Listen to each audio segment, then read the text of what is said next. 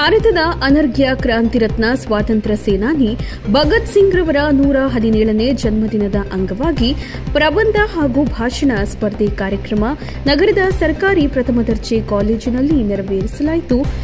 ಭಗತ್ ಸಿಂಗ್ ರವರ ಭಾವಚಿತ್ರಕ್ಕೆ ಪುಷ್ಪ ಅರ್ಪಿಸುವ ಮೂಲಕ ಕಾರ್ಯಕ್ರಮವನ್ನು ಉದ್ದೇಶಿಸಿ ಮುರಳೀಧರ ಹಾಲಪ್ಪ ಮಾತನಾಡಿದರು. ಗುಬ್ಬಿ ಪ್ರಥಮ ದರ್ಜೆ ಕಾಲೇಜು ದಿನದಿಂದ ದಿನಕ್ಕೆ ಉನ್ನತ ಮಟ್ಟಕ್ಕೆ ಬೆಳೆಯುತ್ತಿದೆ.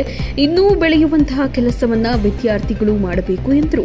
ಇದೇ ಸಂದರ್ಭದಲ್ಲಿ ಪ್ರಬಂಧದಲ್ಲಿ ಗೆದ್ದ ವಿದ್ಯಾರ್ಥಿಗಳಿಗೆ ಪ್ರಶಸ್ತಿ ಪತ್ರವನ್ನ ವಿತರಣೆ ಮಾಡಿದರು. ಕಾರ್ಯಕ್ರಮದಲ್ಲಿ ಪ್ರಾಂಶುಪಾಲ ಪ್ರಸನ್ನ, ಪ್ರೊಫೆಸರ್ ನಾಗರಾಜ್, ಪ್ರಾಧ್ಯಾಪಕರಾದ ವನಜಾ, ಶಿವಕುಮಾರ್ ತಿಮ್ಮಣ್ಣ, ಕಾಳಪ್ಪ ಬಡಿಗೇರ್, ಶ್ರೀಕಾಂತ್ ತಿಮ್ಮೇಗೌಡ, ಜ್ಞಾನದೇವ್, ಮಲ್ಲಿಕಾರ್ಜುನ ಪ್ರಭು, ಶಿವಸ್ವಾಮಿ ಹಾಗೂ ವಿದ್ಯಾರ್ಥಿಗಳು ಭಾಗಿಯಾಗಿದ್ದರು. ರಿಮೋಟ್ ಹಳ್ಳಿ ಭಾಗಕ್ಕೂ ಸ್ಕಿಲ್ ಇದೆ ಅನ್ನೋದನ್ನ ತಿಳಿಸ್ಕೊಟ್ಟಂತ ಈ ವ್ಯಕ್ತಿ ಮುರಳೀಧರ್ ಹಾಲಪ್ಪ.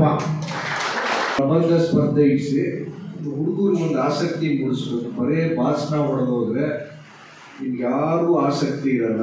ನಿಮ್ಮಲ್ಲಿ ಒಂದು ಸ್ಪರ್ಧಾತ್ಮಕ ಮನೋಭಾವನೆ ಬರಲಿ, ಕಾಂಪಿಟೇಟಿವ್ ಥಿಂಕಿಂಗ್ ನಿಮಗೆ ಬರಲಿ ಅಂತೀವಿ. ಯಾಕಂದ್ರೆ ಮುಂದೆ ಈಗ ಪ್ರಪಂಚ ಹೆಂಗಿದೆ, ಈಗ ಯಾರು ಚೆನ್ನಾಗಿ ಓಡ್ತಾನೆ, ರೇಸಲ್ಲಿ ಯಾರು ಇರ್ತಾರೆ ಮುಂದೆ ಅವನ್ನೇ ರೆಕಗ್ನೈಸ್ ಮಾಡೋದು.